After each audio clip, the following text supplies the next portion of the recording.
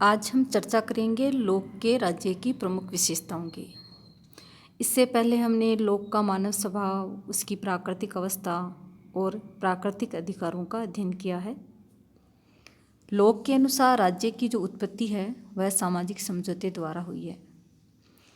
इसका जो प्रमुख कारण था कि प्राकृतिक जो अवस्था थी वह काफ़ी खुशहाल थी, सभी लोग खुश थे, लेकिन कुछ असुविधाएं थी और कुछ कठिनाइयाँ थी। उनको दूर करने के लिए प्राकृतिक अवस्था में रहने वाले जो व्यक्ति थे उन्होंने सामाजिक समझौता किया और इस सामाजिक समझौते के दौरान राज्य का निर्माण हुआ। तो हम ये देखते हैं कि प्राकृतिक अवस्था से राज्य में लौटने का जो प्रमुख कारण था सिर्फ एक ही था कि प्राकृतिक अवस्था में कुछ असुविधाएं थी, उनको दूर करने के लिए व्यक्तियों ने सामाजिक समझौता किया और सामाजिक समझौते के दौरान राज्य की उत्पत्ति हुई। प्राकृतिक अवस्था की 3 बड़ी कमियां थी जो इस प्रकार हैं। प्राकृतिक कानून तो थे वहाँ, लेकिन अस्पष्ट थे। निष्पक्ष न्यायपालिका तथा कानूनों को लागू करने वाली शासन सत्ता का अभाव था। इन अभावों की पूर्ति करके व्यक्ति के जीवन, स्वतंत्रता और संपत्ति के अधिकारों को सुरक्षित बनाना ही राज्य का प्रधान लक्ष्य था। लोग हैं ये बताते हैं कि प्राकृतिक अवस्था में भी व्यक्ति के पास प्राकृतिक अधिकार थे, जो जीवन, स्वतंत्रता और संपत्ति का जो अधिकार था, लेकिन वह तभी सुरक्षित रह सकता था जब वहाँ कोई कार्यपालिका हो, व्यवस्थापिका हो और न्यायपालिका हो। इन तीनों ही अंगों का प्राकृतिक जो अवस्था थी उसमें अभाव था। अतः लोक के अनुसार समझौते द्वारा निर्मित राज्य 3 कार्य करेगा। पहला जो काम करेगा वह है प्राकृतिक कानून की व्याख्या द्वारा व्यक्ति के अधिकारों को सुरक्षित करना। दूसरा है कानून को लागू करते हुए वह शासन का संचालन करता है।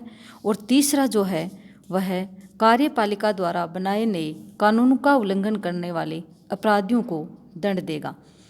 यह कार्य न्याय विभाग और न्यायाधीशों द्वारा होगा। तो हम ये देखते हैं कि लोक ने जिस राज्य का निर्माण किया उस राज्य में भी व्यक्ति के पास 3 अधिकार हैं जो कि प्राकृतिक अवस्था में भी थे: जीवन, स्वतंत्रता और संपत्ति का अधिकार। सिर्फ फर्क इतना है कि प्राकृतिक अवस्था में 3 जो प्रमुख संस्थाएं जो प्राकृतिक अधिकारों को सुरक्षित रख सकती थी उनका अभाव था, लेकिन राज्य के निर्माण होने के साथ ही इन तीनों जो संस्थाएं हैं इनका प्रादुर्भाव ही स्वतः हो जाता है और व्यक्ति के जो मूल अधिकार, जो प्राकृतिक जो अधिकार जो लोक ने बताए थे प्राकृतिक अवस्था में, उनको सुरक्षित करना ही राज्य का प्रमुख लक्ष्य है। अब हम विषयवार देखते हैं। सबसे पहले हम लेते हैं कि राज्य का जो निर्माण हुआ प्राकृतिक अवस्था में रहने वाले लोगों की सहमति से, तो उसमें क्या था। सबसे पहली जो विशेषता थी वह थी कि राज्य है वह सहमति पर आधारित था। लोक का राज्य जनसहमति पर आधारित था। लोक ने समझौते में केवल उन्हीं व्यक्तियों को शामिल किया जो समुदाय या राज्य निर्माण के संबंध में सहमत हैं। उन्होंने दबाव नहीं डाला प्राकृतिक अवस्था में रहने वाले व्यक्तियों को पर कि आपको समझौते में शामिल होना है। कहने का अभिप्राय ये हुआ कि लोगों की मर्जी है कि वो राज्य निर्माण में सहमत हैं या असहमत हैं। जो व्यक्ति राज्य में नहीं रहना चाहते वे प्राकृतिक अवस्था में पहले की भांति ही बने रहेंगे। इस तरह ये स्पष्ट है कि जो लोग समझौते में शामिल होते हैं वे सर्वसम्मति से राज्य का निर्माण करते हैं। तो राज्य की जो पहली विशेषता है वह होगी राज्य है वह जन सहमति पर आधारित है। अगली बात करते हैं हम, राज्य जन कल्याण का एक साधन है।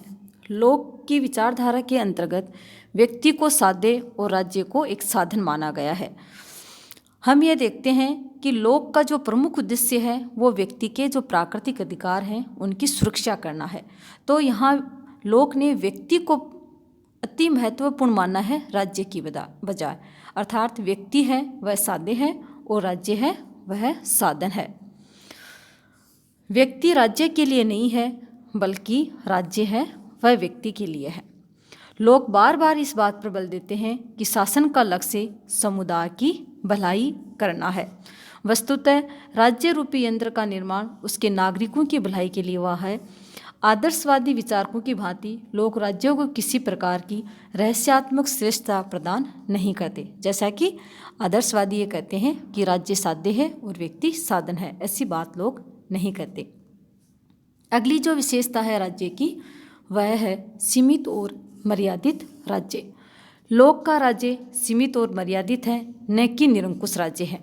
लोक का राज्य निरंकुश नहीं हो सकता क्योंकि उस पर बहुत सारी सीमाएं लगाई हुई हैं। पहली सीमा तो यही है कि राज्य अपनी सत्ता जनता से ग्रहण करता है, और दूसरी यह है कि राज्य का ये सत्ता या अधिकार न्यास के रूप में कुछ विशेष उद्देश्यों की पूर्ति के लिए किया गया है। लोक का तो प्रमुख जो उद्देश्य राज्य के निर्माण के पीछे वह सिर्फ प्राकृतिक अधिकारों की सुरक्षा करना है, और उसके लिए 3 प्रमुख जो संस्थाएं हैं उनका गठन करना है। तो हम ये देखते हैं कि लोक ने राज्य को सर्वसत्ता प्रदान नहीं की है बल्कि व्यक्ति को ऊपर बताया है राज्य से। लोक के अनुसार मनुष्यों द्वारा राज्य के निर्माण का उद्देश्य संपत्ति का संरक्षण करना है। जैसा कि संपत्ति भी एक प्राकृतिक अधिकार है और इसी की सुरक्षा करना राज्य का प्रमुख उद्देश्य है। अतः राज्य कभी भी नागरिकों की संपत्ति है उसको न तो ग्रहण कर सकता न ही उनको छीन सकता है। कभी भी ऐसा कोई कार्य नहीं कर सकता जिसके कारण जो प्राकृतिक जो अधिकार हैं उन पर कोई प्रतिकूल प्रभाव पड़े। राज्य तो इस उद्देश्य रूपी न्यास का सिर्फ एक संरक्षक मात्र है, ट्रस्टी मात्र है इसका। इस प्रकार हम ये देखते हैं कि लोक ने राज्य का जो निर्माण किया है वो सिर्फ व्यक्ति की सुरक्षा के लिए और व्यक्ति के जो प्राकृतिक अधिकार हैं उनके लिए किया है। फिर है वैधानिक राज्य। लोग वैधानिक राज्य की अवधारणा का प्रतिपादन करते हैं। इसके अंतर्गत विधि के शासन को अपनाया गया है, मनमाने शासन को नहीं अपनाया गया। लोक की मान्यता है कि जहाँ मनुष्य अनिश्चित, अज्ञात एवं स्वेच्छाचारी इच्छा के अधीन रहते हैं वहाँ उन्हें राजनीतिक स्वतंत्रता प्राप्त नहीं होती। लोग हैं वो विधि के शासन की बात कहते हैं कि जो भी शासन चलाया जाएगा वो कानून के अनुसार चलाया जाएगा, क्योंकि जिस राज्य में कानून नहीं होता वहाँ व्यक्तियों को स्वतंत्रता नहीं होती। अतः लोग राज्य में विधि को सर्वाधिक महत्वपूर्ण मानते हैं और शासक और शासित दोनों को समान रूप से उचित विधियों के पालन का निर्देश भी देते हैं। लोक के शब्दों में जहाँ कानून का अंत होता है वहाँ अत्याचार प्रारंभ हो जाता है। यद्यपि लोग शासन द्वारा सविवेकों और संकटकालीन शक्तियों के प्रयोग को स्वीकार करते हैं, लेकिन उसका कथन यह है कि शक्तियाँ विधि के शासन की पूरक हैं, विकल्प नहीं हो सकती। अतः शासक के द्वारा उन शक्तियों का प्रयोग अपवाद के रूप में और विशेष परिस्थितियों में ही करना चाहिए। लोग ये कहते हैं कई बार ऐसी विषम परिस्थितियाँ आ जाती हैं जहाँ शासक को कठोर भी होना पड़ता है, लेकिन ये सिर्फ एक विकल्प के रूप में है, न कि हमेशा के लिए। फिर अगली जो विशेषता है राज्य की वह है सहिष्णु राज्य। लोक के राज्य की एक और विशेषता है उसकी सहिष्णुता। उसका राज्य एक धर्म राज्य है जो धार्मिक मामलों में किसी भी प्रकार का हस्तक्षेप नहीं करता है। वह विभिन्न धर्मों का आदर करता है।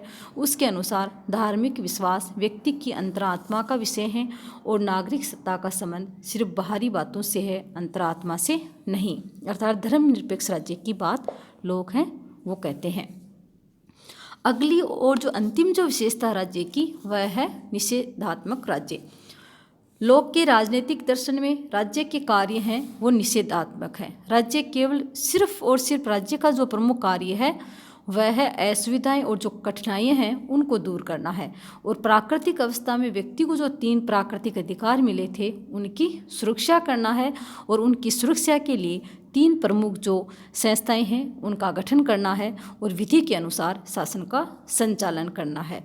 इस प्रकार हमने ये देखा कि लोक ने सामाजिक समझौते द्वारा जिस राज्य का निर्माण किया वह राज्य जनसहमति पर आधारित है, कल्याणकारी राज्य है, और लोग ने राज्य को सिर्फ एक साधन माना है और व्यक्ति को साध्य माना है।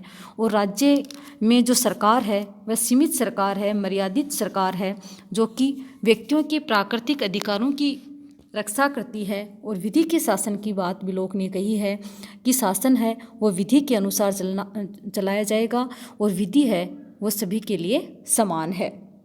और राज्य सिर्फ निषेध नकारात्मक कार्य ही करेगा। नकारात्मक कार्यों में राज्य का उद्देश्य सिर्फ और सिर्फ व्यक्ति के जीवन में आने वाली जो कठिनाइयाँ हैं, जो असुविधाएं हैं, उनको दूर करना है। इस प्रकार हम ये देखते हैं कि लोक ने व्यक्तिवाद का समर्थन किया है, व्यक्ति को राज्य से सर्वोपरि माना है।